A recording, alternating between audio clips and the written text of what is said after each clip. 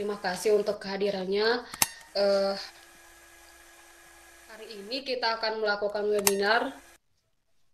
Judulnya The Mystery of COVID and Vaccine. Selamat siang, salam sejahtera, assalamualaikum, shalom, om swastiastu, namo buddhaya, salam kebajikan. Terima kasih. Saya ucapkan kepada pembicara. Ada 3 nih pembicara kita, Dr. Priya, kemudian Dr. Deksa, kemudian Jessica Caroline. Eh, Juga kepada peserta yang turut hadir di seminar kali ini, yaitu pada tanggal 17 April 2021 jam 13.00 sampai jam 14.30. Terima kasih atas kehadiran semuanya.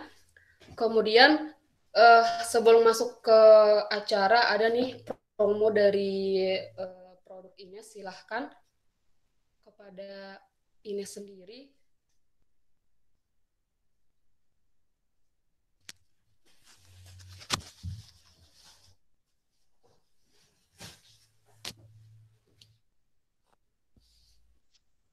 Kepada Mbak Muspita, saya persilahkan. Ya, terima kasih Mbak. Terima kasih moderator. Selamat siang. Assalamualaikum warahmatullahi wabarakatuh. Salam sejahtera buat kita semua ya. Terima kasih kepada panitia dan pemateri webinar yang telah memberi kesempatan kepada Ines Kosmetik untuk turut hadir mengambil bagian dalam support webinar ini.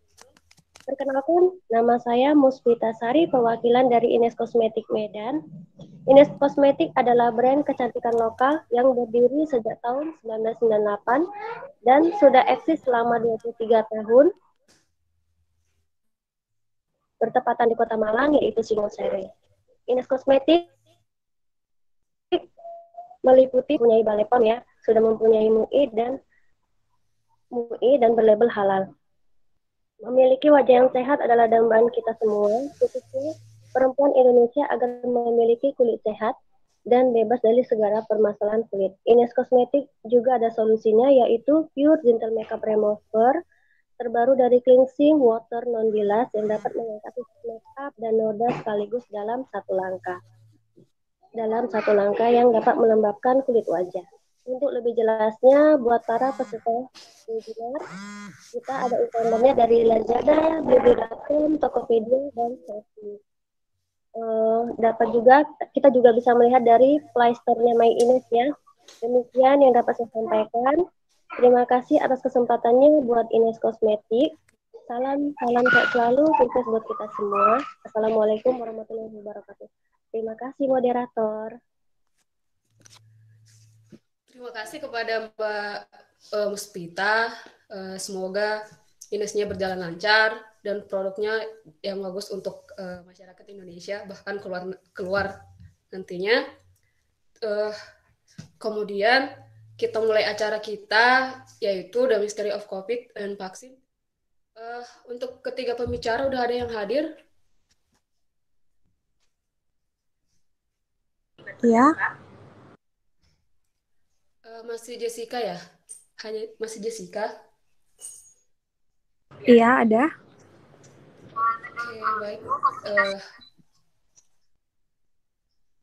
Berarti kita yang pertama untuk Jessica dulu nih.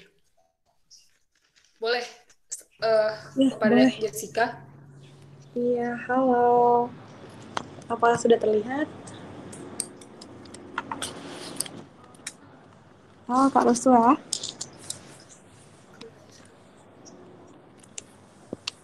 Selamat siang untuk semua. Kepada Jessica juga, apa kabarnya?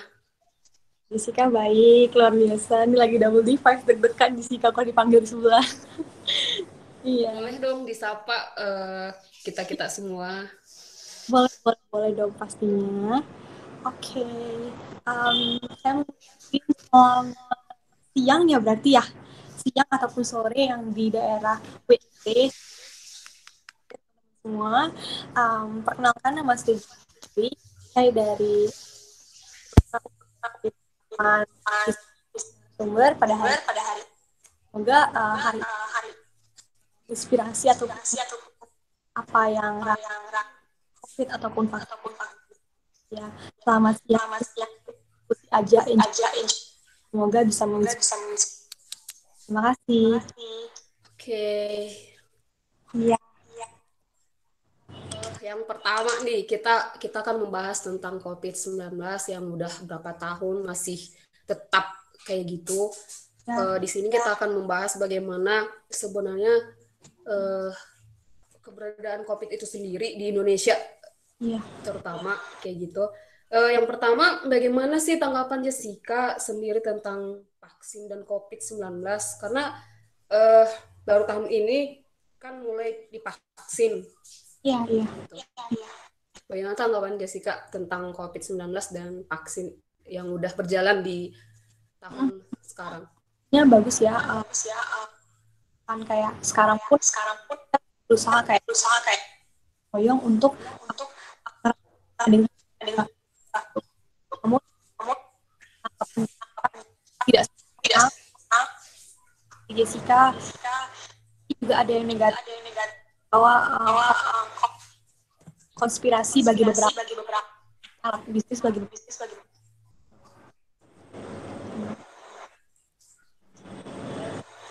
kemudian ini kan banyak yang nggak percaya gitu ya. Kenapa nggak percaya? Karena belum datang ke dia, belum datang ke keluarganya, benar ke lingkungan dia gitu. Kenapa pemikiran itu menjadi berkembang? Bahkan bukan hanya dia gitu kan, teman-temannya juga ikut-ikutan bahkan kadang. Gimana sih tanggapan Jessica tentang hal itu? Mungkin ini percaya bahwa mana sih COVID itu pada saya, tapi kan kita kan lebih baik dari dulu dari dibandingkan kita udah Jessica belum pernah terus Jessica itu belum juga terus Jessica kan di sini melindungi supaya yang lain itu jangan sampai mereka itu terkena COVID dulu baru kita menyembuhkan. Nah tugasnya vaksin itu memang vaksin itu diberikan bukan pada saat kita kena COVID. Vaksin itu diberikan sebelum kita kena COVID. Nah jadi kita itu sebagai rakyat Indonesia yang baik ya kalau udah diminta vaksin, apalagi kan vaksin ini udah pertama kali itu oleh Presiden Indonesia Bapak Jokowi, tentunya beliau itu vaksin duluan dan tentu saja nggak mungkin kita membayangkan seorang presiden untuk trial atau percobaan duluan. Artinya vaksin ini udah dinyatakan benar-benar aman dan bisa digunakan oleh rakyat Indonesia seperti itu.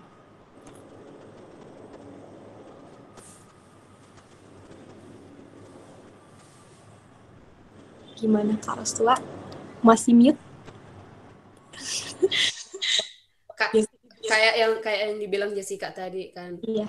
Kenapa sih kita masih nggak percaya kayak gitu? Sedangkan presiden sendiri udah divaksin, beliau yang pertama kayak gitu.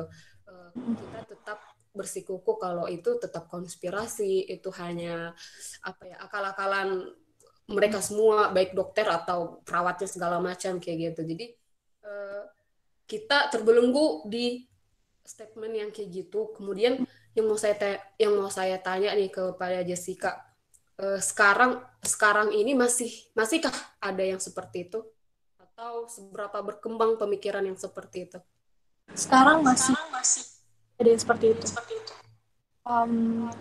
Di teman dekat Jessica itu tidak vaksin ini menyebut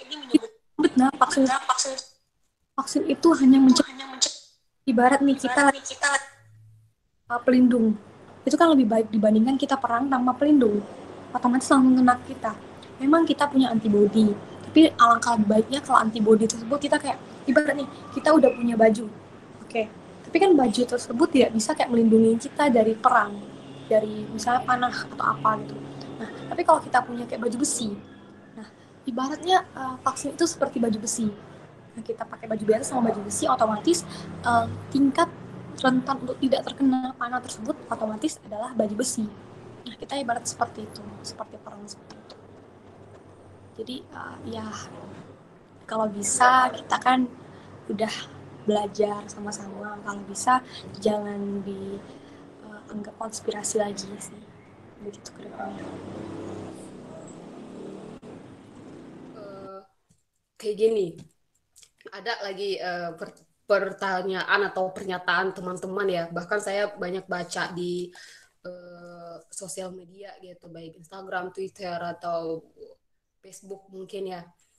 Ada yang bertanya kayak gini, kayak mereka nggak percaya efektif gak sih vaksin itu kayak gitu. Seberapa besar kekuatan vaksin yang udah dilakukan di Indonesia sendiri kayak gitu. Kalau tanggapan Jessica dengan pernyataan-pernyataan atau komen yang kayak gitu gimana? Kalau lihat sekarang ini kita dikarenakan tingkat dari itu harus dilihat 5 sampai 10 tahun ke depan. Apakah dia efektif? Tapi kalau untuk sekarang menurut data-data COVID itu menurun semenjak vaksin ada. Nah, mungkin itulah mengapa kita bisa bilang, oh ini untuk sekarang efektif. Karena sekarang ini di situasi pandemi. Jadi kalau udah pandemi, kita kayak ibaratnya itu, kita nggak bisa, ya inilah kira-kira cara satu-satunya. Karena ini kan kritis, ibaratnya semua orang terkena. Jangan sampai semua orang sudah terkena semua baru ada preventnya. Lebih baik kalau udah tahu banyak, maka kita akan mengeluarkan nih vaksin kira-kira. Inilah pilihan yang kira-kiranya bisa melindunginya sekitar, memang nggak 100%. Memang kalau kita keluar itu kita nggak boleh, kita nggak gunakan masker walaupun kita udah vaksin, benar. Tapi kita setidaknya itu melindungi seperti itu. Jadi jangan sampai kayak orang pikir, oh aku udah vaksin, aku boleh keluar tanpa masker. Itu kan termasuk salah ya. Karena juga kadang juga nih ada yang bilang nih, oh COVID vaksin itu tidak efektif dikarenakan vaksin tersebut memiliki efek samping. Misalnya nih, aku setelah memakai vaksin, oh aku kok jadi mual, aku kok jadi pusing, aku kok jadi nggak enak badan, jadi lebih sakit seperti itu. Terus dia bilang, oh ini tidak efektif nih, vaksinnya tidak efektif. Bukan seperti itu teman-teman. Efektif apa tidak itu bukan tergantung dari dampak samping atau efek samping yang saya dapatkan. Tapi tergantung, oh ini vaksin COVID, oh ya berarti kita harus fokus ke penyakit COVID. Kita terhindar dari penyakit COVID. Seperti itu sih kira-kira Kak Rustua. Masih unmute. Oke. Pembicara yang lain udah ada yang hadir seperti Dr. Deksa, ada? Dr. Prial, ada nggak ya? Iya, silakan. Halo? Iya, halo. Boleh dihidupkan kameranya, Dok? Halo? Ya, halo, selamat siang. Selamat siang semuanya. Oke, pertama ke Dr. Prial dulu nih. Selamat siang, Dok. Iya, selamat siang Mbak Rostua ya. Oke, boleh sih disapa dulu nih peserta kita, Dok. Oke, jadi selamat siang semuanya. Perkenalkan, nama saya Dr. Prial. Domisili saya sehari-hari di Sidoarjo dan Surabaya. Terus saya sehari-hari bekerja di Rumah Sakit Ibu Anak Surya Sepanjang dan juga sebagai tim media dari COVID di Jatim. Oke, baik, Dok. Terima kasih atas kehadirannya. Sangat beruntung bisa memiliki pembicara untuk hari ini seperti Dr. Prial, kemudian Dr. Deksa, dan juga Jessica Caroline. Kami ucapkan terima kasih banyak.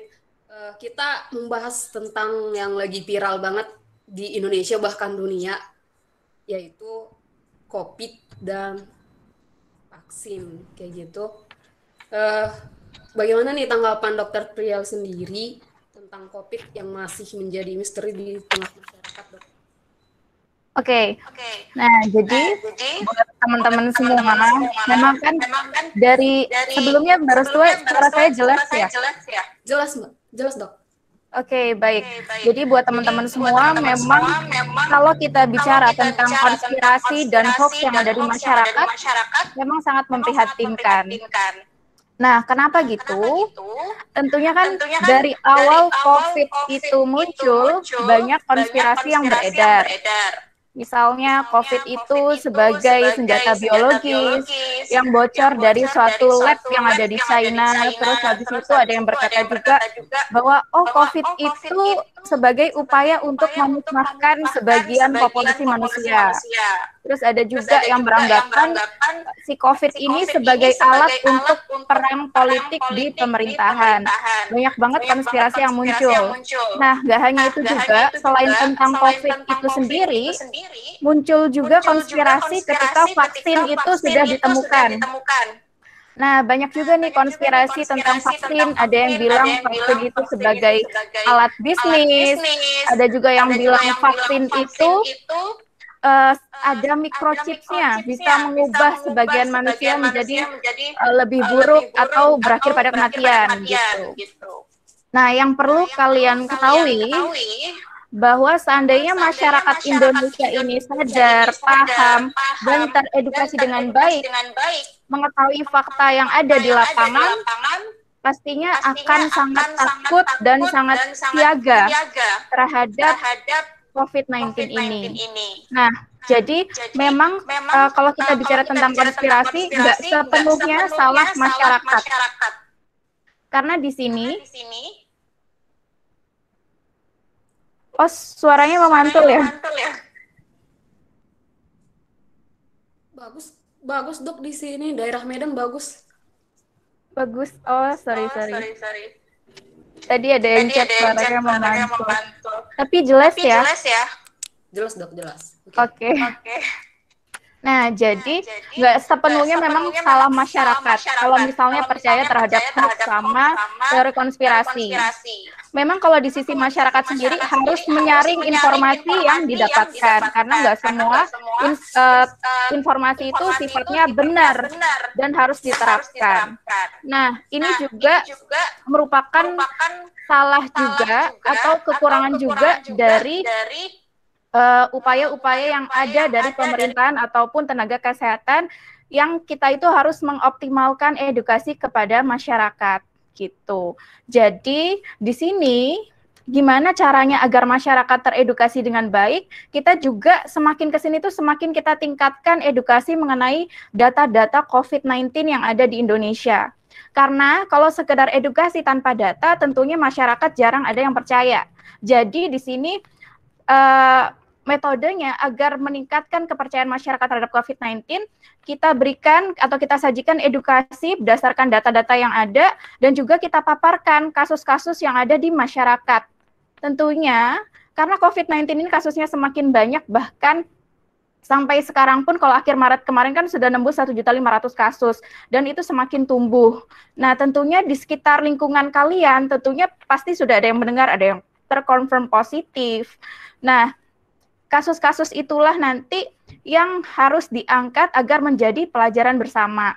Dan data-data ini, data-data tentang COVID-19, berapa kasusnya, berapa total kematiannya, dan bagaimana sih klaster-klaster yang ada, itu semakin ditampilkan gunanya untuk menyadarkan masyarakat bahwa COVID-19 itu masih ada. Ketika edukasi berupa data, terus edukasi mengenai proteksi COVID-19 itu semakin ditingkatkan, diharapkan pengetahuan tentang COVID-19 di masyarakat semakin maksimal dan kepercayaan terhadap konspirasi akan semakin terminimalisir gitu.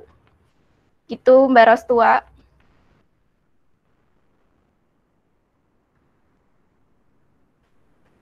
Halo?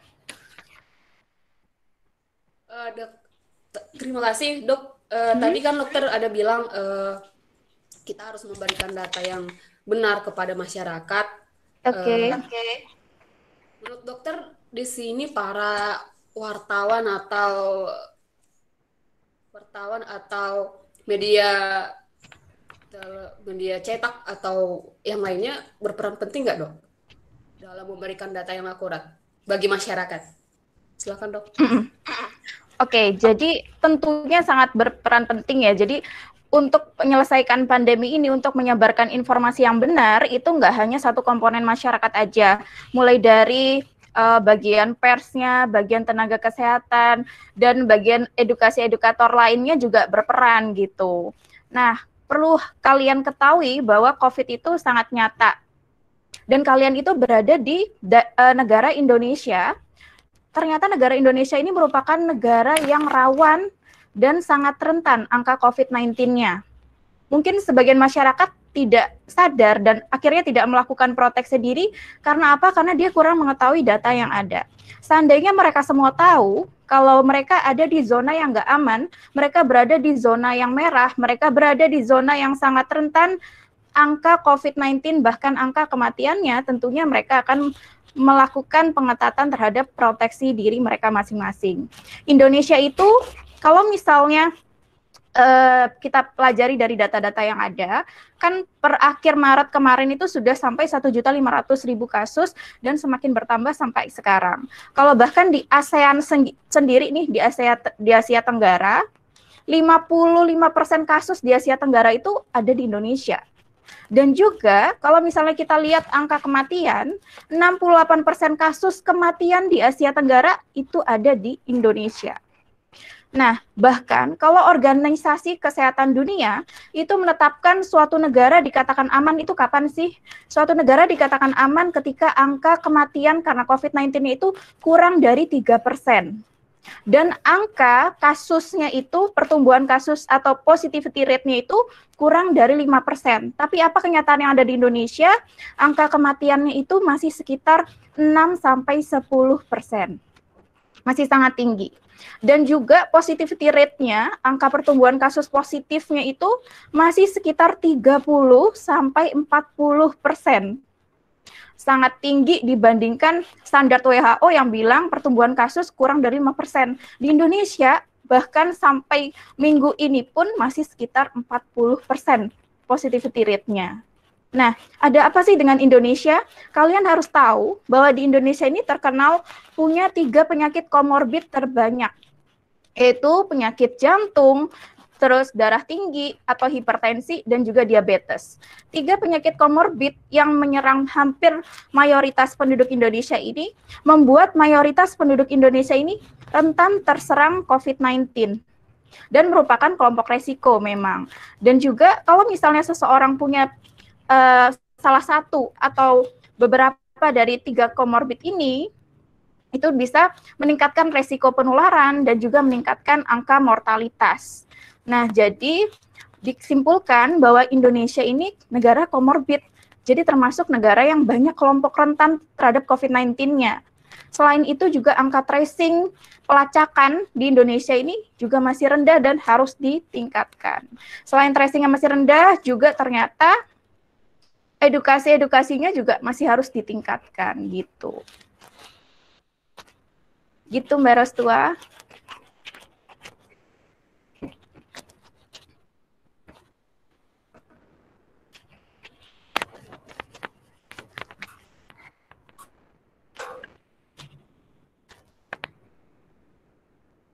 Gimana? Mbak Rostua bisa mendengar suara saya? Aduh. Ya, halo dok. Terima kasih buat pemaparan dokter tadi, dokter Tia. Mungkin masyarakat akan udah mulai terbuka nih pemikirannya tentang vaksin dan COVID-19. Kemudian saya mau bertanya, perbedaan COVID-19 tahun sebelumnya sama sekarang itu ada gejala baru nggak sih dok? Oke. Nah jadi kalau misalnya kita mau bahas apa sih, apakah ada bedanya ya dok ya? Si virusnya ini dari tahun 2019 awal pertama nyerang di China sampai sekarang, apakah ada bedanya dok? Atau gejalanya ini ada gejala tambahan dok sampai sekarang? Nah kalau misalnya kita mau bahas tentang varian dari virusnya, gejala dari virusnya, kita bahas tentang mutasi virus dan varian virus. Nah, jadi yang perlu kalian ketahui bahwa virus itu suka banget sama mutasi. Jadi mutasi itu merupakan dia merubah materi genetik yang ada di virus. Jadi bisa menghasilkan virus dalam bentuk atau varian yang lain. Dari awal pun virus pun ada, itu dia sudah melakukan mutasi. Nah, mutasinya itu di mana? Mutasi virus itu dilakukan di sel inang atau sel host. Maksudnya sel inang itu apa sih? Inang itu adalah manusia. Jadi virus SARS-CoV-2 yang merupakan penyebab dari COVID-19 bisa melakukan mutasi itu di tubuh manusia. Semakin banyak manusia yang terinfeksi virus COVID-19, tentunya akan semakin banyak pula mutasi virus. Karena ketika virus ini semakin melewati manusia satu ke manusia yang lain, ke manusia yang lain lagi, mutasinya akan lebih banyak. Nah, jadi kalau misalnya kita di total, bahkan kalau misalnya hasil penelitian itu, mutasi itu udah banyak banget, sekitar 24.000 mutasi virus SARS-CoV-2 dari awal dia ditemukan di China. Dan varian virus COVID-19 sendiri udah sekitar 7.000. Jadi udah banyak banget. Nah, tapi yang difokuskan nggak semuanya, hanya beberapa saja yang diprediksi mempunyai gejala khas gitu. Kalau di Indonesia sendiri dominan itu ada 3 varian. Nah, ada B117, ada juga E484K yang baru-baru ini jadi perbincangan di publik. Terus yang terakhir juga ada B1525. Nah, 3 strain ini itu difokuskan di Indonesia. Memang kalau misalnya adanya varian baru, penelitian mengungkapkan bahwa ditemukan beberapa gejala baru. Mungkin yang sebelumnya berupa demam, terus habis itu nyeri otot, terus adanya anosmia, dan juga batuk kering. Nah, ada gejala-gejala baru, misalnya timbulnya ruam pada kulit. Ruam kulit itu seperti kemerah-merahan pada kulit, adanya perubahan warna pada ujung jari tangan ataupun ujung jari kaki, adanya nyeri perut yang hebat, itu merupakan gejala baru yang ditimbulkan dari adanya varian baru akibat mutasi virus. Tapi masih belum bisa dipastikan, misalnya gejala baru ini itu berasalkan dari varian mana, itu penelitian terhadap hal itu masih sedang berlanjut. Gitu. Oke, makasih dok. Kita ke dokter Deksa dulu. Gimana pendapat beliau tentang COVID-19 dan vaksin? Selamat siang dok. Siang. Iya. Apa kabarnya? Baik. Boleh disapa pesertanya? Iya, selamat siang teman-teman sekalian yang sudah bergabung pada siang hari ini. Semoga tetap sehat-sehat dulu. Oke. Terima kasih atas kehadiran Dr. Deksa Mendika. Kita ada webinar tentang COVID-19 dan vaksin. Bagaimana nih dok, tanggapan dokter tentang COVID-19 di tahun 2021? Semakin menurun atau kayak gimana? Ya, harapannya sih semakin menurun ya. Kalau kita lihat angkanya juga semakin menurun, tapi jangan lupa angka dunia, utamanya di India, naik. Jadi ini merupakan, jangan sampai kita terlena ya. Jangan sampai juga kita melonggarkan protokol kesehatan yang ada, karena kita sudah tahu sendiri dengan melonggarkan protokol kesehatan, itu akan meningkatkan angka COVID-19.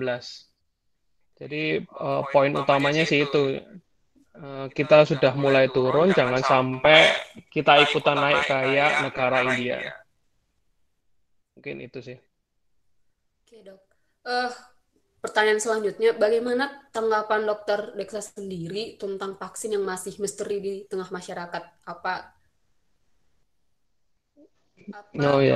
sama dengan tanggapan dokter Prial tadi? Bagaimana tanggapan dokter?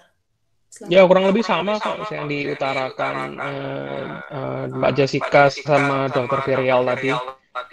Jadi pada intinya kita punya suatu senjata, salah satu senjata selain protokol kesehatan yaitu vaksin. Sudah sepatutnya kita menggunakan dengan baik, tujuannya sama untuk kebaikan bersama juga, yaitu untuk mengakhiri pandemi ini. Jadi usaha yang kita lakukan, usaha yang peneliti lakukan, dan usaha yang sudah dilakukan negara dalam mengadakan vaksin ini, jangan kita sia-siakan, karena memang sudah terbukti melalui penelitian bahwa efektif dalam melindungi kita terkena COVID-19, utamanya COVID-19 yang bergejala. Mungkin itu sih Mbak Rostua. Baik dok. Kemudian pertanyaan tentang COVID ini sebenarnya nggak habis-habis sih dok menurut saya ya. Apalagi udah berapa tahun nih tetap belum terpecahkan bagaimana memecahkan sebenarnya tentang COVID-19 ini. Saya mau bertanya kepada Dokter Deksa sendiri, seberapa was-was, seberapa khawatir kita tentang dengan COVID-19 ini dok? Ya, kalau COVID ya, penyakit yang misterius ya sampai sekarang. Di dunia pun terus dilakukan penelitian, apalagi berbagai mutasi yang muncul juga menimbulkan pertanyaan demi pertanyaan. Apakah mutasi yang muncul ini sama dengan yang lalu? Keluhannya apakah sama dengan mutasi yang lalu? Obatnya apakah sama dengan mutasi yang lalu? Nah, jadi ya cukup mengkhawatirkan dan menakutkan juga ya, karena tidak adanya kepastian antara gejala satu dengan gejala lain, terapi satu dengan terapi lain, membuat COVID-19 ya wajib diwaspadai oleh kita semua. Karena kalau udah kena itu kita nggak tahu kena yang bagian kena COVID mutasi yang mana, apakah dia yang berbahaya atau enggak. Jadi ya cukup ngeri kalau misalnya kita berhadapan dengan musuh yang kita tidak ketahui profilnya. Baik dok. Sekarang kebijakan pemerintah terbaru untuk menghadapi COVID-19 di rumah sakit ada nggak sih dok kebijakan terbaru dari pemerintah? Nggak ada sih, karena kasusnya sudah mulai turun itu, jadi sudah mulai dalam tanda kutip mulai fatigue dan mulai dilupakan juga. Namun sebenarnya jangan sampai seperti itu sih. Sebenarnya kita harus tetap pada level kewaspadaan yang pada saat angka COVID itu tinggi-tingginya juga. Jadi jangan sampai lengah sekali lagi. Jadi sampai saat ini ya pemerintah tetap melakukan SOP-nya secara keseluruhan 3T, kemudian 5M, kemudian tetap melakukan edukasi. Meskipun sekarang sudah mulai jarang, tapi jangan sampai momen yang angka turun ini dibuat lengah, yang seperti saya utarakan di awal. Mungkin itu.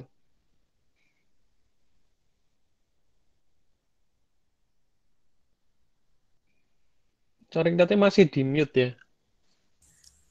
Sekarang kan udah ada vaksin nih dok, bahkan sampai udah ada yang kedua kali gitu. Seberapa efektifkah vaksin yang udah ada di Indonesia sekarang?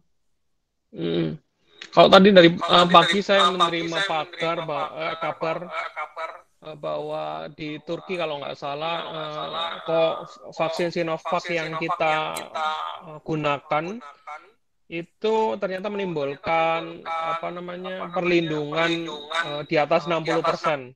Jadi ini salah satu berita baik juga. Tapi kita masih tunggu penelitian demi penelitiannya. Kemudian untuk AstraZeneca juga masih terus dilakukan penelitian, tapi juga AstraZeneca juga sudah pada beberapa penelitian menimbulkan perlindungan baik infeksi COVID maupun COVID bergejala jikapun kalau kita kena. Jadi salah satu berita baik juga sih, karena dua vaksin yang kita pesan itu menimbulkan perlindungan juga.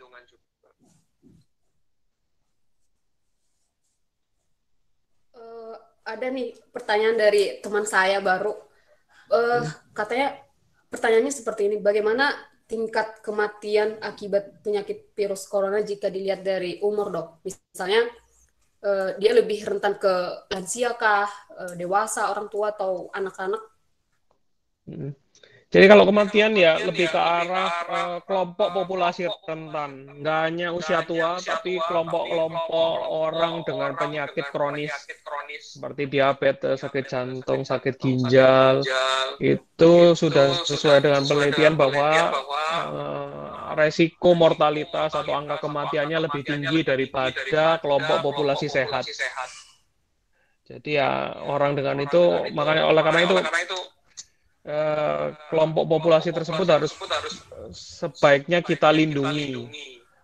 Dengan cara apa ya? Kita tidak melakukan transmisi infeksi ke mereka dengan menjaga protokol kesehatan. Kemudian kalau bisa tetap menjaga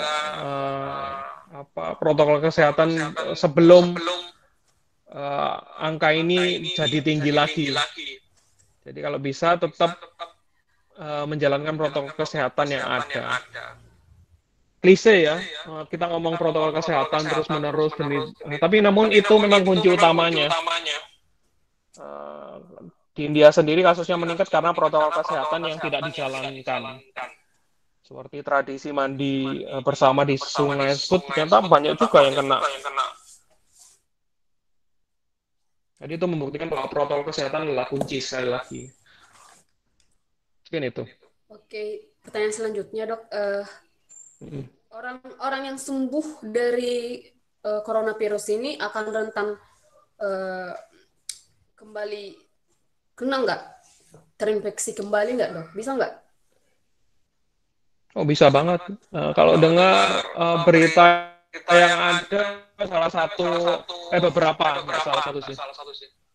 Jadi beberapa artis, kalau kita ketahui dia sudah pernah kena COVID 1 kali, kemudian udah kena lagi sekarang. Jadi poinnya adalah orang yang sakit COVID dapat terkena COVID lagi, yang kita namakan dengan reinfeksi. Jadi orang yang sudah sembuh, orang yang sudah vaksin pun kalau tidak menjalankan protokol kesehatan masih bisa kena COVID lagi. Jadi tetap harus protokol kesehatan wajib. Oke dok. Sekarang ke vaksin nih, ketersediaan vaksin di Indonesia sendiri sudah memadai nggak sih dok? Mulai dari kota sampai ke desa. Jadi kalau saya nggak kurang paham ya kalau misalnya dari pemerintah seperti apa. Namun kita tahu sendiri vaksinnya agak lambat ya untuk didistribusikan. Entah karena itu karena problem jumlah vaksin atau memang karena keterlambatan distribusi. Nah, itu saya kurang paham, jadi saya nggak berani banyak komentar. Yang terpenting ya harusnya pemerintah harus cepat mendistribusikan vaksin. Tujuannya untuk apa? Yaitu untuk mencegah COVID secara cepat. Karena kunci keberhasilan vaksinasi atau program vaksinasi ya distribusi yang cepat dan melakukan vaksinasi secepat mungkin. Kembali ke Dokter Prial nih. Halo dok. Halo, iya Mbak. Saya mau bertanya kembali kepada Dokter Prial Nadia. Tadi kita kan udah dari Jessica, kemudian Dokter Dexa sendiri. Bagaimana tanggapan mereka tentang COVID-19? Saya mau bertanya kepada dokter sendiri, tantangan yang telah dihadapi dokter dalam mencegah atau memutus rantai perkembangan COVID-19, apa sih tantangannya dok dari sekian beberapa tahun ini? Oke. Kalau misalnya tantangan terbesar, sorry suaranya mantul lagi ya Mbak Roswa? Oke. Enggak, oke.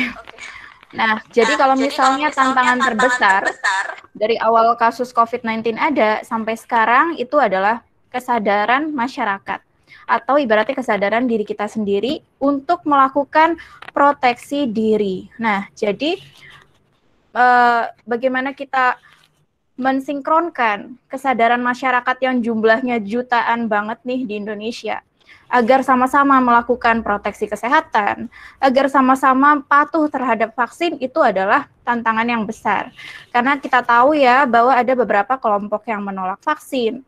Ada juga yang sampai sekarang pun dia masih belum teredukasi dengan baik, dia nggak tahu nih bahaya si COVID-19 ini apa, jadinya dia tidak melakukan protokol kesehatan gitu.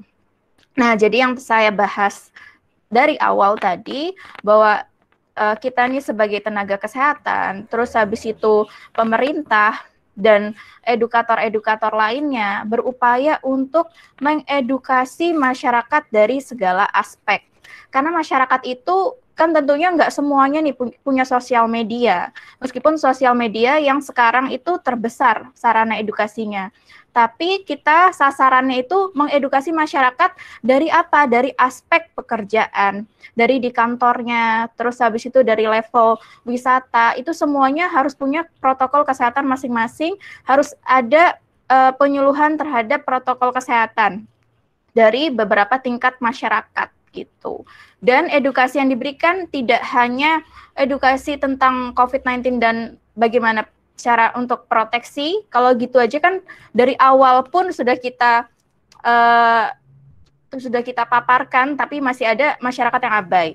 Kita juga memaparkan nih berapa sih data yang realnya di COVID-19 di Indonesia itu bagaimana. Terus habis itu kasus-kasus yang ada dari klaster apa aja itu juga kita tampilkan gunanya agar masyarakat bisa mengambil pelajaran dari kasus-kasus yang terjadi sebelumnya gitu. Gitu Mbak Rostua. Baik dok, pertanyaan selanjutnya kayak gitu. Banyak sebenarnya, bahkan di lingkungan saya sendiri kayak gitu, dia tidak was-was, dia tidak merasa khawatir sama sekali, bahkan jarang pakai masker pun kayak gitu, karena merasa COVID-19 kan tidak benar adanya kayak gitu kan dok. Saya sebagai teman atau orang yang kenal dengan dia, apa hal yang bisa saya lakukan untuk memberikan edukasi kepada dia bahwa saya COVID-19 ada kayak gitu dok. Oke. Sebagai masyarakat biasa kayak gitu. Oke. Jadi intinya ya sama ya. Jadi kalau ini kan edukasi ke antara masyarakat satu ke masyarakat lain. Kalau tadi yang saya jelasin awal edukasi dari edukator kepada masyarakat, caranya seperti itu. Tapi kalau antara masyarakat satu ke masyarakat awam lainnya, jadi yang pertama menyadarkan bahwa pentingnya nih kita butuh edukasi tentang COVID-19. Itu yang pertama. Yang kedua, memberitahukan kepada mereka bahwa COVID-19 itu nggak harus bergejala. Karena juga bisa juga asimptomatik. Jadi terinfeksi COVID-19 tanpa ada gejala di tubuhnya. Dan ini tuh resiko terbesar untuk menularkan ke yang lainnya, karena tentunya dirinya kan tidak tahu kalau dia COVID-19 dan tidak melakukan isolasi, akhirnya penyebaran virus akan semakin meningkat gitu. Jadi pentingnya edukasi kepada mereka bahwa yang sakit COVID-19 itu nggak harus ada keluhan atau gejala, tapi juga banyak banget kasus asimptomatik.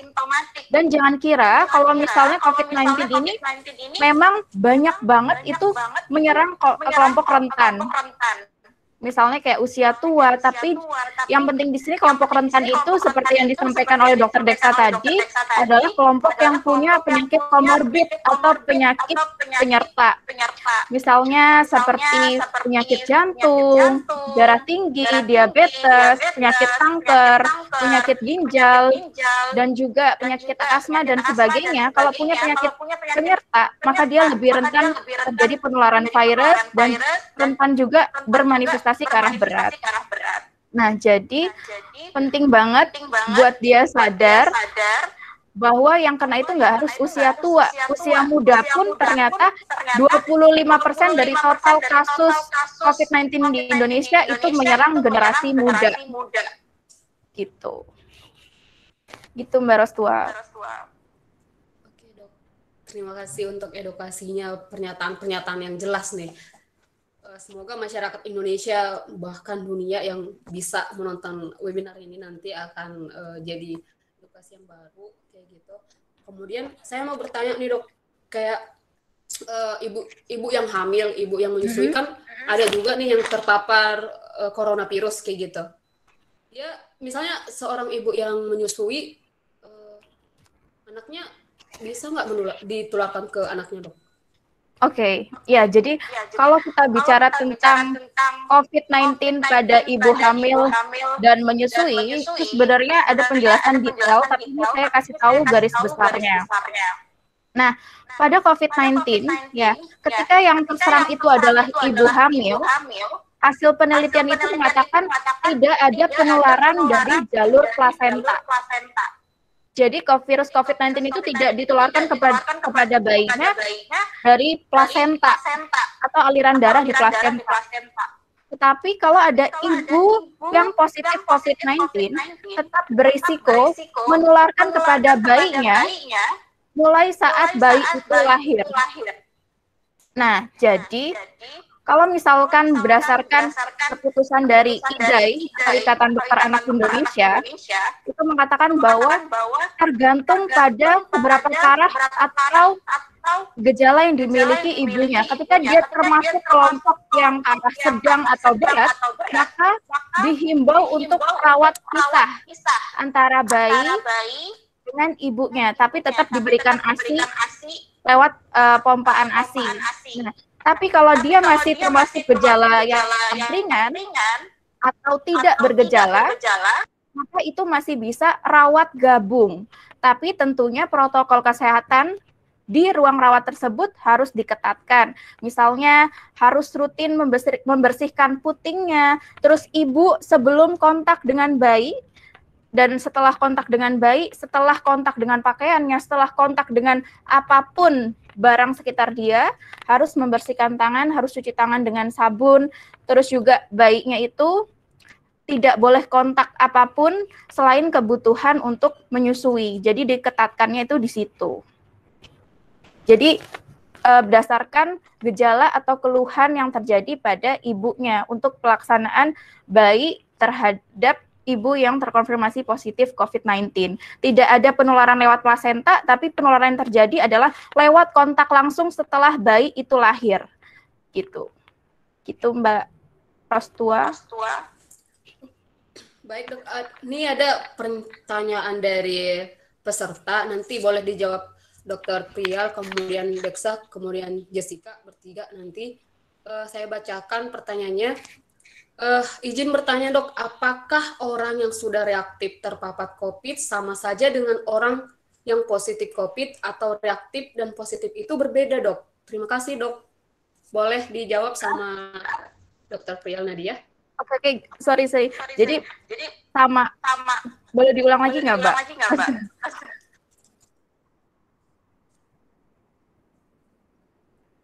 Halo Mbak Rostua.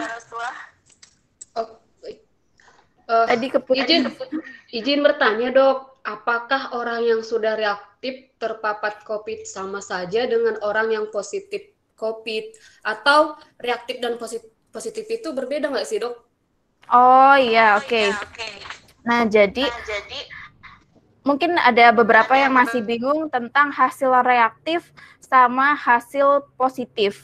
Nah, jadi maksudnya kalau misalnya hasil reaktif itu kita berdasarkan pemeriksaan antibodi. Tapi kalau misalnya kita sebut hasilnya positif, berarti melalui pemeriksaan yang memang kita menemukan adanya sel SARS-CoV-2, sel virus SARS-CoV-2 ini di tubuh individu tersebut. Jadi pemeriksaan COVID-19 biar tahu nih seseorang ini terkena COVID-19 itu ada beberapa, dan memang gold standarnya itu kan melalui PCR. Atau PCR itu yang orang-orang tahu bilangnya ada swab antigen, terus ada swab PCR. Swab antigen itu ada dua sebenarnya, ada yang PCR sama melalui rapid test. Nah, jadi intinya kalau misalnya rapid test itu ada yang mencari antigennya atau ada yang mencari antibody. Antigen itu apa sih dok? Antigen itu si sel virusnya. Jadi kalau misalnya mungkin ada yang pernah dengar ya, ada yang namanya pemeriksaan rapid antigen. Kalau rapid antigen kita mencari sel virusnya. Kalau misalnya ketemu, berarti hasilnya itu karena yang ditemukan itu sel virus langsung, bukan antibodinya, kita bisa bilang itu positif. Tapi kalau misalnya yang ditemukan itu antibodinya atau rapid test antibody terhadap virus SARS-CoV-2 ya. Jadi bukan sel virusnya, tapi yang ditemukannya antibodi. Kenapa? Karena kalau virus masuk ke dalam tubuh, respon tubuh kan mengeluarkan antibodi. Nah, kalau rapid test antibodi itu yang dicek itu antibodinya, bukan sel virus SARS-CoV-2-nya. Jadi keterangannya kalau antibodi itu ditemukan, namanya itu reaktif. Kenapa nggak positif? Karena kalau misalnya yang ditemukan antibodinya itu nggak selalu reaktif, itu artinya ada virus SARS-CoV-2. Karena antibodi yang dihasilkan oleh virus SARS-CoV-2 masih ada yang menyamai dengan antibodi yang dihasilkan oleh respon tubuh terhadap virus lainnya. Misalnya virus dengue virus ya, atau penyebab demam berdarah, itu ternyata bentuk antibodinya itu hampir sama antibodi yang dihasilkan ketika orang tersebut terinfeksi COVID-19. Makanya namanya reaktif, karena nggak mesti positif ada virus SARS-CoV-2 di situ, tapi namanya reaktif. Karena yang ditemukan itu antibodinya. Makanya kalau misalnya pemeriksaan terhadap antibodi harus diulang lagi dengan swab PCR gitu. Gitu Mbak Rostua. Oke, lanjut ke Dokter Deksa sendiri. Tanggapannya kayak gimana dengan pertanyaan tadi? Ya, kurang lebih sama ya. Namun kalau saya boleh underline-nya, kalau kita untuk melakukan diagnosis sekarang sudah tidak memakai antibodi. Entah bisa antigen atau PCR. Jadi gold standarnya kita tetap PCR, kemudian antigen. Dan hasilnya itu positif kalau PCR dan antigen. Kalau PCR positif artinya seseorang tersebut menderita COVID.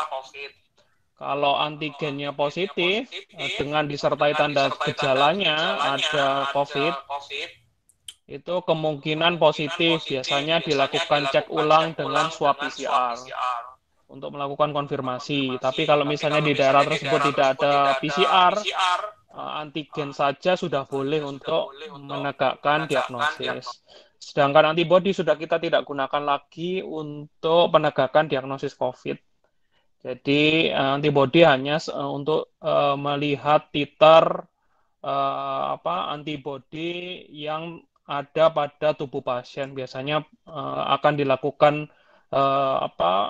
donor plasma konvalesen atau mengecek setelah vaksin. Mungkin itu.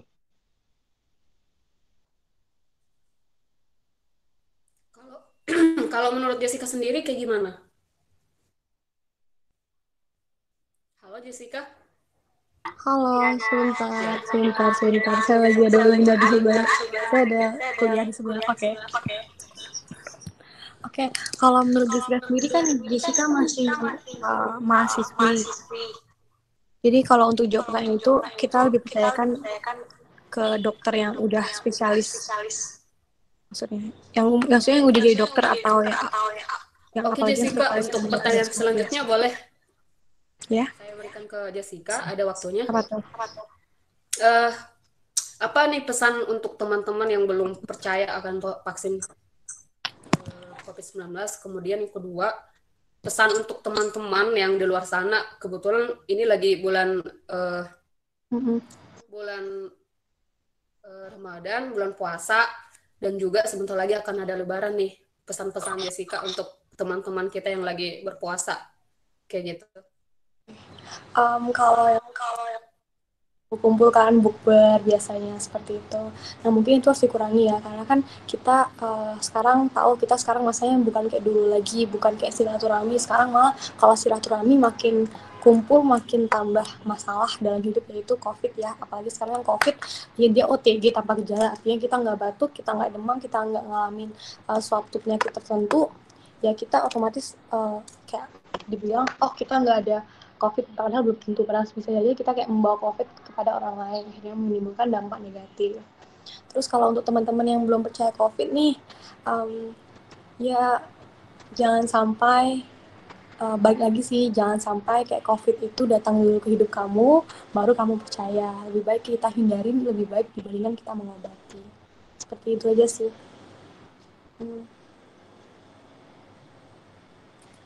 Mungkin. Oke, baik.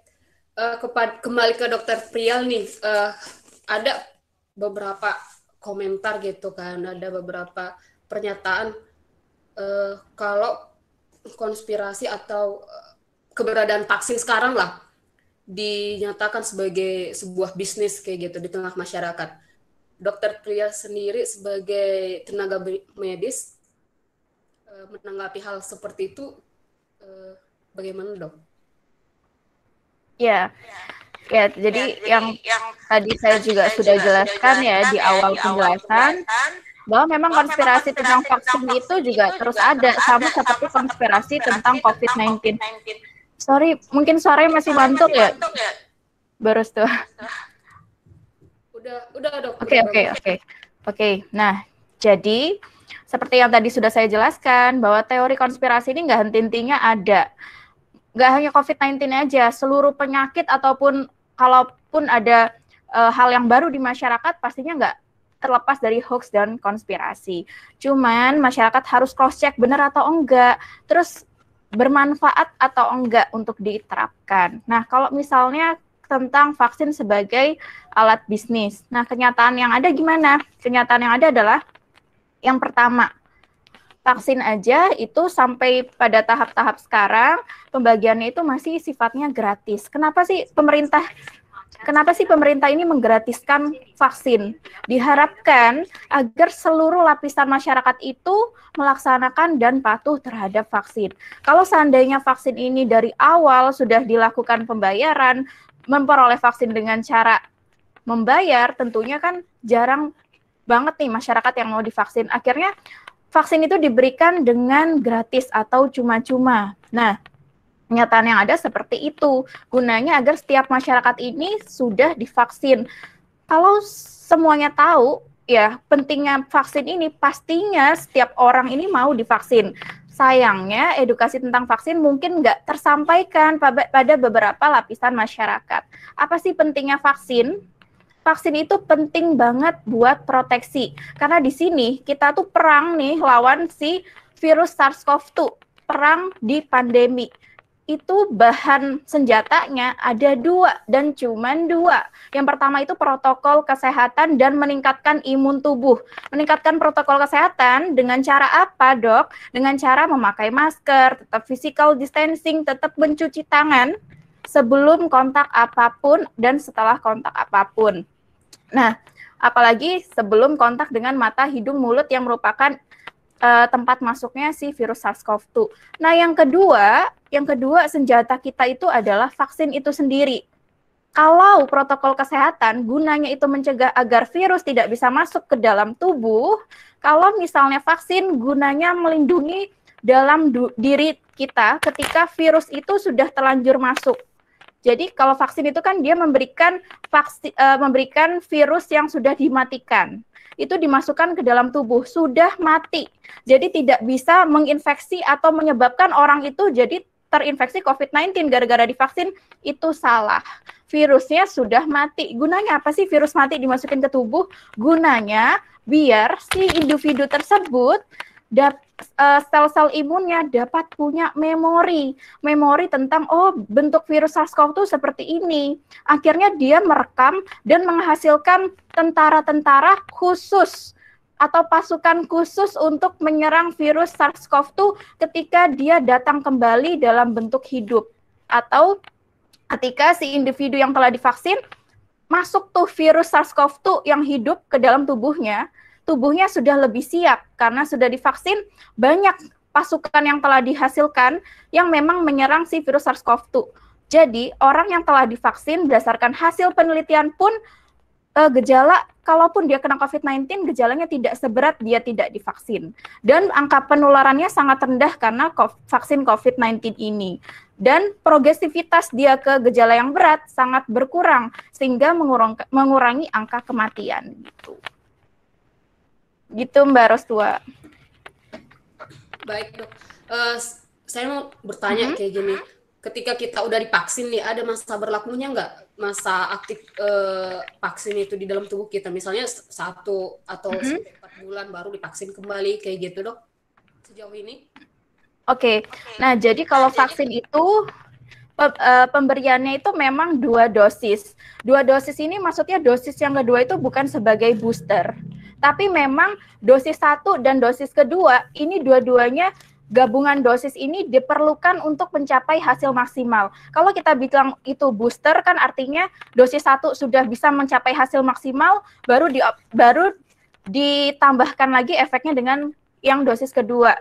Itu bukan seperti itu, jadi maksudnya dosis kedua itu adalah sebagai dosis gabungan dengan dosis pertama. Jadi nggak bisa orang dosis per satu dosis aja itu sudah mencapai hasil maksimal, tapi butuh 2 dosis pemberian vaksin.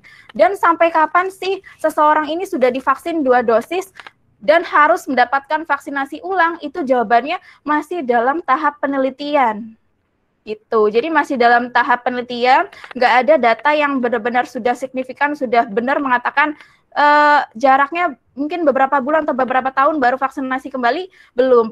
Penelitiannya masih berjalan. Karena apa? Karena beberapa vaksin pun hasil uji klinisnya baru jadi, dan beberapa masyarakat di dunia juga baru mendapatkan vaksin. Jadi untuk mengatakan tepatnya waktunya itu masih dalam penelitian gitu. Lain kalau misalnya seseorang yang kalau kita bicara antibodi yang bukan dihasilkan dari vaksin, misalnya antibodi pada seseorang yang sudah terkena COVID-19, itu kan sebenarnya punya antibodi di dalam tubuhnya.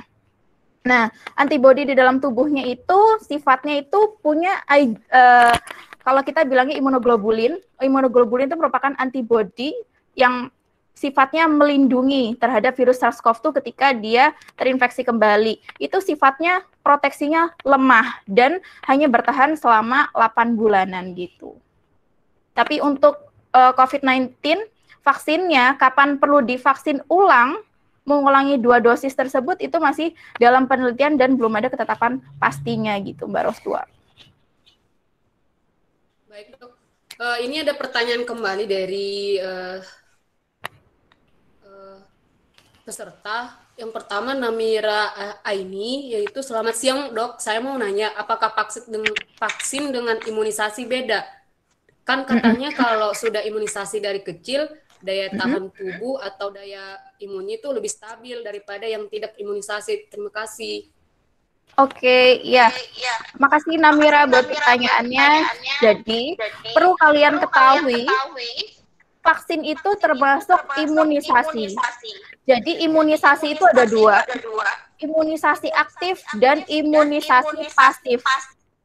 Kalau imunisasi aktif artinya yang dimasukkan, jadi kalau kalian tahu kan vaksin itu masukin cairan ke dalam tubuh ya.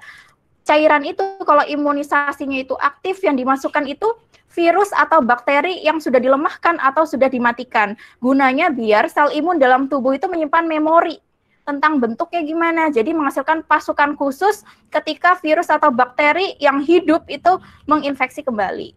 Itu gunanya. Jadi kalau imunisasi aktif itu yang dimasukkan itu virus atau bakteri yang dilemahkan atau dimatikan. Nama lainnya dari imunisasi aktif itu adalah vaksinasi. Nah, lawannya apa? Lawannya itu adalah imunisasi pasif. Kalau imunisasi pasif yang dimasukkan sama cairan juga, tapi isinya bukan sel atau virus yang dilemahkan atau dimatikan. Isinya langsung antibodinya, langsung tentaranya dimasukkan. Nah, tapi efek imunisasi pasif itu kan memasukkan antibodinya langsung. Itu memang efeknya lebih cepat daripada imunisasi aktif atau vaksinasi. Tetapi kalau imunisasinya itu pasif, memberikan tentara itu langsung dimasukin ke dalam tubuh, memang cepat timbulnya, tapi nggak bertahan lama dan nggak sekuat perlawanan dari imunisasi aktif atau vaksinasi gitu. Jadi, dan kalau misalnya beberapa kalian, misalnya kan aku dulu udah diimunisasi pas kecil dulu gitu, apa perlu imunisasi lagi? Kan beda. Nah, kalau sekarang kan vaksinasinya vaksinasi khusus si virus SARS-CoV-2 penyebab COVID-19. Kalau kita dulu ya pas masih kecil itu adalah penyakit lain, misalnya tuberkulosis, campak, dan pneumonia, hepatitis B, hepatitis A, tetanus, difteri, dan sebagainya. Kalau vaksin COVID-19 dulu kita jelas belum diberikan gitu. Oke, kembali ke Dr. Deksa nih, masih di... Ya, halo? dengan pertanyaan yang sama, Dok. Saya Iya. dari Namira ini, selamat siang dokter. Saya mau nanya, apakah vaksin dengan imunisasi beda? Kan katanya kalau sudah imunisasi dari kecil, daya tahan tubuh atau daya imunnya lebih stabil daripada yang tidak imunisasi. Terima kasih dok. Oke. Ya, kurang lebih sama ya dengan dokter Virial. Jadi saya nggak menambahkan apa-apa, jadi sudah tepat. Mungkin kalau tadi underlying utamanya imunisasi aktif dan pasif. Kalau imunisasi aktif tujuannya untuk pencegahan, tapi kalau imunisasi pasif untuk terapi, jadi diberikan pada orang yang sedang sakit. Mungkin itu. Oke. Ini tadi sebenarnya udah dijawab sama dokter ya, Hana Kesia. Izin bertanya dok, orang yang sudah divaksin maupun sudah sembuh dari COVID, mengapa masih bisa terinfeksi kembali? Bukankah tubuh telah mengenali coronavirus sehingga saat virus tersebut kembali masuk ke dalam tubuh, imun tubuh kita berpeluang menang dalam melawan virus tersebut? Mungkin boleh diperjelas lagi dok, kayaknya. Ya jadi sama kayak kita sakit influenza ya. Kenapa kok kita kena influenza berkali-kali? Ya sama sih, kurang lebih sama dengan COVID. Jadi meskipun dia sudah mengenali, tapi kita nggak tahu nih kena COVID, virus COVID yang mana, karena mutasinya kan sudah banyak. Apakah dia sel tubuh kita sudah tidak bisa melindungi, tapi mungkin kalau misalnya dulu kita tidak kena COVID, kita baru kena COVID awal-awal itu gejalanya mungkin lebih parah. Tapi kalau yang reinfeksi mungkin lebih ringan, tapi itu juga belum tentu juga karena penelitian yang dilakukan di dunia juga belum bisa menjelaskan kalau misalnya seseorang kalau kena reinfeksi COVID itu terkena gejala yang lebih ringan atau yang lebih berat. Itu juga masih dilakukan penelitian. Mungkin itu sih. Kembali ke dokter Prial, bisa menjelaskan kembali dok? Ya, Baros tua. Pertanyaan yang sama dengan dokter Aksa tadi. Baros tua, boleh diulang pertanyaannya? Dari Hana Kesia, izin bertanya dok, orang yang sudah divaksin maupun sudah sembuh dari COVID, mengapa masih bisa terinfeksi kembali? Bukankah tubuh telah mengenali coronavirus, sehingga saat virus tersebut kembali ke dalam tubuh kita, imun tubuh kita berpeluang menang dalam melawan virus tersebut? Kayak gitu pertanyaannya. Oke, ya jadi perlu kalian tahu ya bahwa tujuan dari vaksin itu bukanlah menjanjikan kalian tidak akan terkena virus COVID-19. Itu bukan gitu. Tujuan dari pemberian vaksin adalah ya karena dia itu kan mempersiapkan tentara atau pasukan ketika virus SARS-CoV-2 sudah terlanjur masuk ke dalam tubuh kalian. Jadi gunanya vaksin itu adalah menurunkan penularan, menurunkan gejala yang ada. Seandainya kena itu gejalanya nggak seberat yang tidak divaksin dan menurunkan angka kematian gitu. Nah, kalau misalnya kenapa sih udah ada yang divaksin tapi kok masih bisa masuk ya virus SARS-CoV-2 ke dalam tubuhnya, itu tergantung protokol kesehatan kalian masing-masing.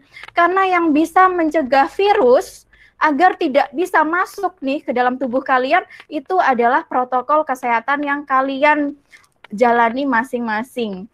Protokol kesehatan berupa pakai masker, terus cuci tangan dengan air bersih sebelum kontak, terutama kontak wajah ya, mengenai mata, hidung, mulut, dan juga melakukan physical distancing.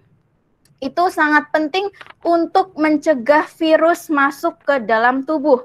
Ketika seseorang sudah vaksin, mengabaikan protokol kesehatan yang ada, ya jelas virusnya masih bisa masuk gitu. Jadi vaksin dan protokol kesehatan harus berdampingan dan saling melengkapi. Tidak bisa salah satunya dari kedua itu, tetapi harus dua-duanya karena dua-duanya saling melengkapi. Ketika dua-duanya dijalankan, maka berpeluang mengurangi atau mencegah virus masuk ke dalam tubuh dan kalaupun terlanjur akan diserang tuh dengan antibodi yang dihasilkan dari vaksin.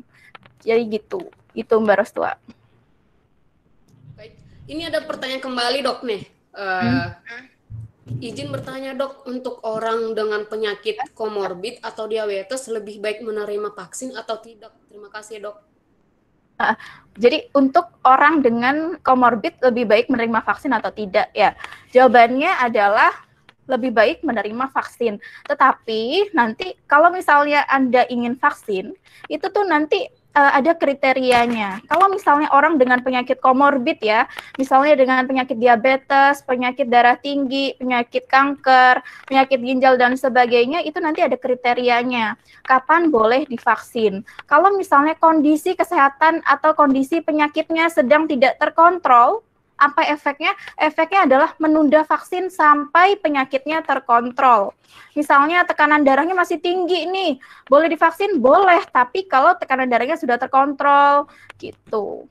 Gitu, jadi intinya kalau punya penyakit komorbid, boleh dan bisa memang divaksin, dan memang dianjurkan divaksin, tetapi pelaksanaannya kalau misalnya sudah terkontrol dan memenuhi kriteria-kriteria bisa dilaksanakan vaksin pada saat itu gitu. Oke dok. Terus ini ada pertanyaan lagi kayak gitu. Bolehkah donor darah saat lagi pandemi kayak di sekarang ini dok? Iya, jawabannya adalah ya boleh-boleh aja, karena kalau misalnya donor darah pun ya itu nanti nggak, kan kalau misalnya donor darah tetap ada persyaratan khusus ya. Persyaratannya apa? Harus sehat ya, harus sehat atau tidak ada penyakit apapun, dan keadaan mungkin kalian tahu HB ya, hemoglobinnya juga normal, jadi nggak membahayakan si pendonor, dan pendonornya juga harus sehat, nggak ada penyakit misalnya sedang tidak COVID-19, terus sedang nggak punya penyakit-penyakit tertentu yang bisa penularannya lewat darah gitu, seperti HIV, hepatitis B dan sebagainya. Jadi ya nggak apa-apa, boleh-boleh aja asalkan dia donor darah secara benar dan sesuai dengan protokol yang ada gitu. Karena alatnya, misalnya takut nih, mau donor darah, takut alatnya nggak steril, tentunya kan itu udah tanggung jawab si petugas kesehatan. Tentunya ada pensterilan alat, dan alat yang dipakai juga disposable, kebanyakan gitu. Gitu Mbak Rostua. Baik dok, kemudian ada nih mungkin bukan pertanyaan tapi sebagai masukan dokter ke kami masyarakat sendiri, kemudian ke pemerintah, kemudian juga ada wartawan atau jurnalis ya, kemudian dokter sendiri, teman-teman sendiri, bagaimana kita menghadapi COVID-19 ini. Misalnya kata-kata aja kan kayak gitu. Oke, ya, jadi buat teman-teman semua, tentunya kita pun lelah ya, saya pun lelah, tapi semuanya juga merasa capek untuk menjalankan protokol kesehatan. Dari COVID masuk Indonesia juga hampir setahun lebih. Sorry, Mbak Rosa mungkin masih mantul ya suaranya. Oke, sudah. Nah, jadi mungkin kita pun merasa lelah dengan protokol kesehatan. Apalagi ditambah sekarang ini harus patuh juga terhadap vaksin. Tetapi yang harus benar-benar kalian sadarin, kita sedang perang. Dan kita perang di zona yang juga rentan. Kita berada di Indonesia yang termasuk zona rentan. Angka kematiannya masih tinggi dan pertumbuhan kasusnya pun masih di luar standar WHO. Oleh karena itu, kalian harus menjaga benar-benar senjata kalian nih. Kalian punya senjatanya cuma 2. Protokol kesehatan yang berupa pakai masker, physical distancing, dan mencuci tangan, dan disertai dengan upaya meningkatkan imun tubuh masing-masing. Dan juga yang kedua, itu adalah vaksinasi. Jadi kalian juga harus patuh vaksinasi. Nah, kenapa pentingnya 2 hal ini sudah saya jelaskan, bahwa 2 hal ini saling melengkapi dan nggak bisa dijalankan salah satunya. Ketika seseorang sudah divaksin dan protokol kesehatan itu bekerja dengan baik hampir seluruh lapisan masyarakat, tiap masyarakat nanti akan mempunyai antibodi spesifik terhadap virus SARS-CoV-2, atau tujuan kita ke depannya mungkin herd immunity. Ketika sudah tercapai keadaan tersebut, dan juga diharapkan angka kematian sudah semakin turun, positivity rate-nya sudah semakin turun, hampir mendekati 0, mungkin tidak ada, Nah, itu baru sudah dikatakan aman. Kalau misalnya kita menyerah sekarang dengan protokol kesehatan ataupun vaksin, nggak mau vaksin, itu akan mengganggu tujuan dari pemberantasan pandemi. Bahkan satu orang pun nggak mau divaksin, itu bisa mengganggu tujuan pemberantasan pandemi. Karena di sini tugas seluruh masyarakat. Keberhasilan pandemi berakhir itu berada di masing-masing dari kita. Karena kita harus mencapai masyarakat yang dominan semuanya itu punya antibodi yang spesifik dan semuanya melakukan protokol kesehatan agar penularan virus COVID-19 ini dapat tercegah dan sangat minimal.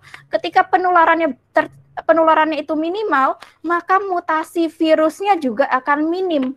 Karena kan penularan COVID-19 dan penyebaran COVID-19 berhubungan sama mutasi virus. Semakin banyak nih yang terkena infeksi COVID-19, semakin banyak juga mutasi virus. Semakin kita melakukan proteksi diri sehingga tidak terkena COVID-19, akhirnya di masyarakat penyebaran penularan itu rendah, mutasi virusnya juga rendah. Kalau mutasi virusnya juga rendah, dan kita semua sudah punya antibodi spesifik masing-masing, protokol kesehatan sudah ketat, pastinya akan cepat nih pandemi COVID-19 akan berlalu. Kalau kita menyerah sekarang, sama aja kita menyiksa diri kita dan masyarakat lain ke tahun-tahun ke depannya, karena kita jadi nggak tahu kapan pandemi COVID-19 ini akan berakhir gitu. Gitu Mbak Rostua. Baik dok, ini ada pertanyaan terakhir untuk dokter Pian sendiri. Oke. Ada nih larangan untuk mudik. Tahun semalam juga dilarang mudik. Bagaimana tanggapan dokter dengan larangan mudik? Ya, jadi sebenarnya kalau misalnya tentang larangan mudik, saya sebenarnya setuju, tapi maksudnya pemerintah juga harus, dan pemerintah nggak hanya pemerintah pusat ya, pemerintah daerah dan daerah-daerah tertentu itu juga harus konsisten dan stabil gitu loh. Jangan boleh misalnya nggak boleh pulang kampung, tapi tempat wisata semuanya masih dibuka besar-besaran. Itu kan sama aja, maksudnya ngaruhnya dikit gitu loh. Karena memang pertumbuhan kasus COVID ini kan masih ada, terus angka kematian juga masih di luar standar WHO. Jadi sebaiknya kita tahan dulu nih buat pulang kampung. Karena apa? Kita nggak tahu bawa virus COVID-19 atau enggak buat keluarga di tempat kota tujuan gitu. Dan kalau misalnya semakin heterogen nih masyarakat, nih misalnya suatu kota A ya, di sini karena lagi pada mudik pulang kampung di kota A ini, akhirnya heterogen tuh, nggak hanya penduduk kota A aja, tapi juga B, C, D, E, F tuh di situ. Semakin heterogen, semakin meningkatkan resiko penularan. Apalagi yang divaksin ini masih belum mencapai target jumlahnya. Banyak juga yang mengabaikan vaksin dan protokol kesehatan gitu. Jadi masih belum aman untuk melakukan pulang kampung atau mudik, dan juga masih belum aman untuk melakukan wisata secara besar-besaran juga gitu. Gitu Mbak Rostua. Kepada Dokter Deksa, ada pertanyaan terakhir sama dengan Dokter Pial tadi, yaitu larangan pemerintah untuk mudik di tahun ini. Ya, pada intinya harus konsisten ya pemerintah. Jadi kalau misalnya dilarang mudik, ya tempat wisata itu juga harusnya dilarang juga. Sebaliknya kalau misalnya diperbolehkan mudik, ya baru tempat wisata diperbolehkan. Namun itu kan kita lihat angkanya, angka COVID gimana, apakah kita ingin mengambil resiko untuk membuka semua baik mudik atau tempat wisata itu, kemudian angka COVID naik, atau sebaliknya kita puasa wisata dulu, kita puasa mudik dulu dengan harapan angka COVID-nya turun sampai benar-benar pandemi ini usai. Jadi harus bijak juga. Yang terpenting kita membentengi diri kita sendiri dengan protokol kesehatan. Mungkin itu sih. Kembali kepada Jessica, pertanyaan terakhir nih. Halo.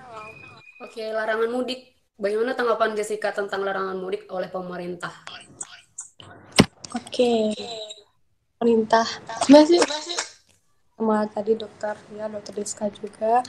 Kalau misalnya mudik itu memang membuat suatu penduduk itu berkumpul ya, kita tahu ya pasti kalau misalnya mudik, namanya aja mudik itu pasti kayak berkumpul bersama keluarga seperti Jessica jelaskan.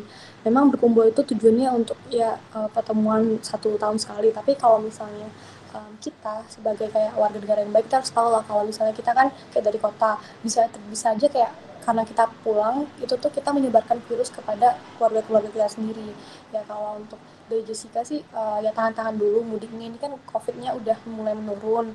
Ya kita tahan-tahan dulu, mungkin kita doakan saja kayak benar-benar tahun depan itu kita benar-benar bisa mudik. Tapi kalau untuk tahun ini kan memang udah ada larangannya, dan sebagai warga negara yang baik ya kita ngikutin aja dulu program dari pemerintah.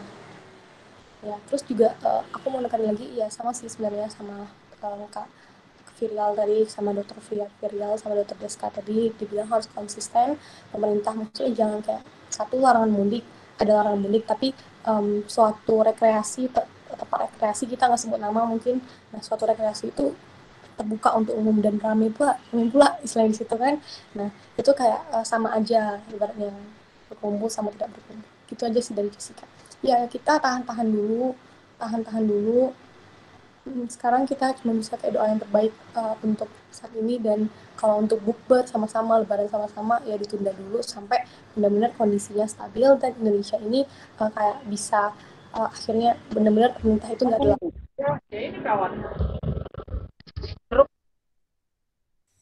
Oke, baik. Terima kasih untuk 3 pembicara, ada Dokter Tial, ada Dokter Deksa, kemudian Jessica, atas waktunya. Kita udah di penghujung acara nih, karena waktu kita hanya 1,5 jam. Ada banyak pendapat tadi, ada statement, tetapi demokrasi kalah dengan durasi sih sebenarnya. Saya ucapkan terima kasih kepada hadirin semua peserta dan 3 pembicara, kemudian juga Produk Ines. Semoga lancar kegiatannya, aktivitasnya, sehat selalu, tetap jaga kesehatan, jaga jarak juga. Tuhan memberkati. Assalamualaikum, Shalom, Om Swastiwastu, salam kebajikan. Terima kasih. Terima kasih. Mungkin pembicara dulu nggak kita?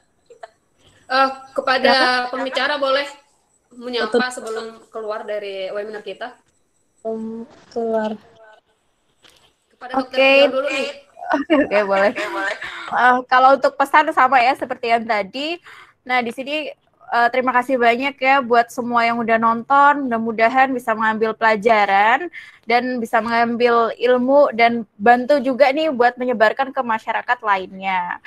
Jadi mari kita bersama-sama bekerja sama biar pandemi ini cepat tuntas gitu. Terima kasih banyak teman-teman. Sampai ketemu mungkin di event selanjutnya. Wassalamualaikum warahmatullahi wabarakatuh.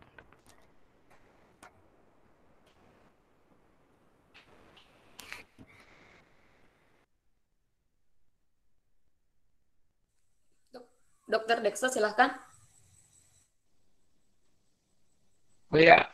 Terima kasih banyak yang sudah join pada siang hari ini. Semoga apa yang kami utarakan bisa diterima dan bisa memberikan manfaat. Terima kasih, jaga kesehatan selalu.